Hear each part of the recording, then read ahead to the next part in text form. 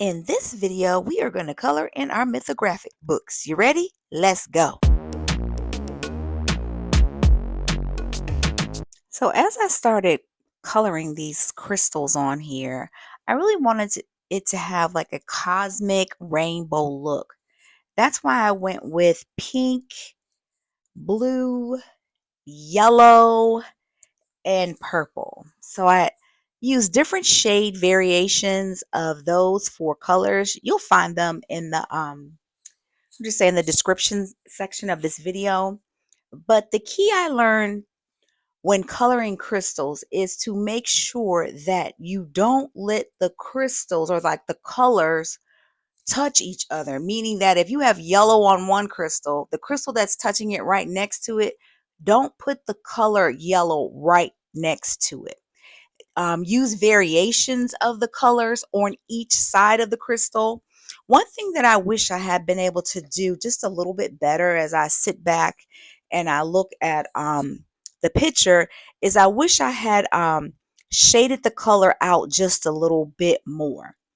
What I did was I did go back in the end and on like the edges of each crystal. Let's say if there was like a blue, I went in with a darker color of blue to really try to emphasize that blue on the crystal so that it would give it more depth, so that it would pop, just so that it would really stand out a lot.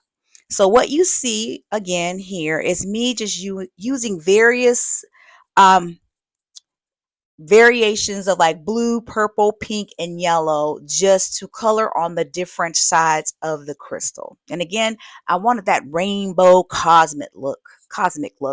And I really like the way that it came out in the end. All right.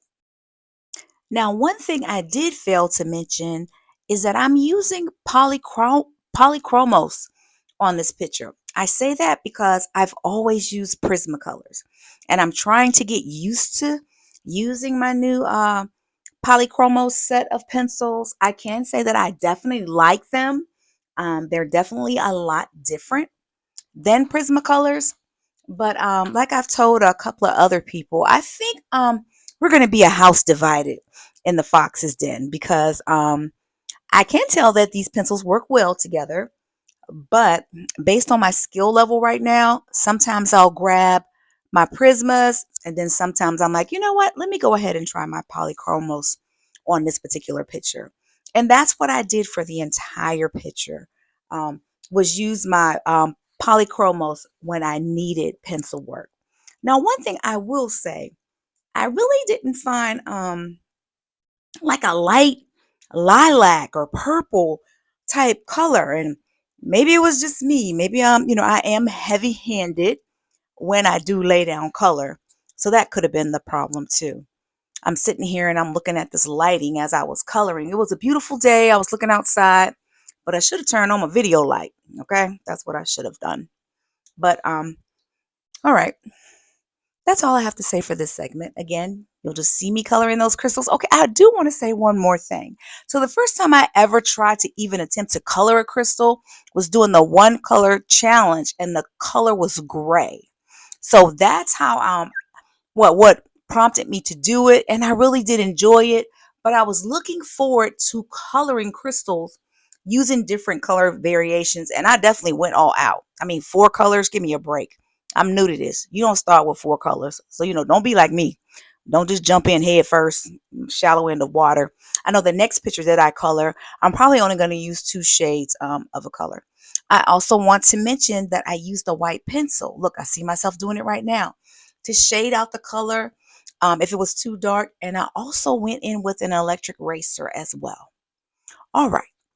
Well, we're going to skip ahead to the next section that I colored because I just repeatedly, perform these same steps on each crystal. All right. All right. So now let's jump into coloring the background. And I use my Arteza gouache to color the background. And it is always so much fun using this medium to color backgrounds. I have my little Hemi brush that I'm using. They came along with one of my gouache sets. And I really enjoy coloring backgrounds using gouache. Why? You ask why. Or Let me tell you why. I enjoy it so much because it's easy to layer. And let's say if I make a mistake, if I go outside of a line or go over into a part of the picture that I really didn't mean to go into, I can take water and just continue to apply to that area that I didn't want the color to bleed into, and it will actually fade out. I think that is so neat. It's almost like the zero eraser on alcohol markers if you use alcohol markers. It can be used to blend, but it also can be used to fade a color out. So I started with this neon pink. The set of gouache that I have is basically a neon set. I always say it looks like it's like a carnival or cotton candy, or I mean, it's just extremely colorful. But I started out with a neon pink, and then you'll see eventually where, I was thinking, oh, I should do the whole thing pink. And I was like, no, I'm not going to do the whole thing pink. Let me add some of this light blue into the mix. And then I kind of like mixed at the top. I mixed a little bit of the pink and blue and got a little bit of a purple shade going on. So I really like it. It's the look that I was going for, a cosmic, colorful, bright pop look. The brush that I was using with the gouache made it easy for me to like tiptoe around the crystals I had already colored. So many times, I don't know if you are like this, but do you start with coloring your background first? Let me know if that's you in the chat. I can't do that because, well, I guess I could, but then I might not like the picture because it seems like the background comes to me once I finish coloring the picture. So, especially based on all these circus colors I have uh, on the page already, I didn't want to do the most with the background, but I did want that dual look. So, what you'll see me doing going forward is just taking that Arteza gouache and I'm just laying it down. I'm putting on a very thin layer of it so that it shows on the background. All right, enjoy this section.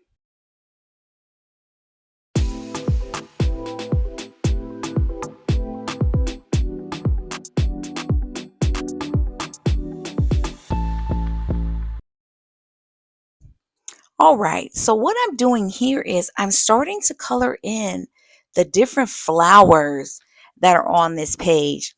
And I actually selected a Prismacolor neon pink color. But then as I started to color the page, I was like, wait a minute. This neon pink is matching my gouache neon pink a little bit too much. So I went in and got a like a magenta type shade of pink from my polychromos set. And what you'll see me doing is, taking the outsides of the flowers and putting that darker shade of pink on the outside of the flower while maintaining that neon shade of pink within the middle of the flower. And just know that I maintain this same process for each flower that was on the page. Um, I think I learned this from watching Snickerdoodling's channel. One of the things she said was that, to help you, with colors, like, decide that, okay, so all the flowers in on this page were pretty much the same. So I was like, Crystal, don't be trying to come up with more color combinations for each flower. Pick a color combination that goes along with your page, is the exact same flower, so color all the flowers in the same color combination. Man, that has made my life so much easier. Oh my goodness. So I just wanted to pass on that little bit of advice. All right now. So at this point, I was trying to decide, okay, what color are you going to color his mane? I mean, cuz come on now.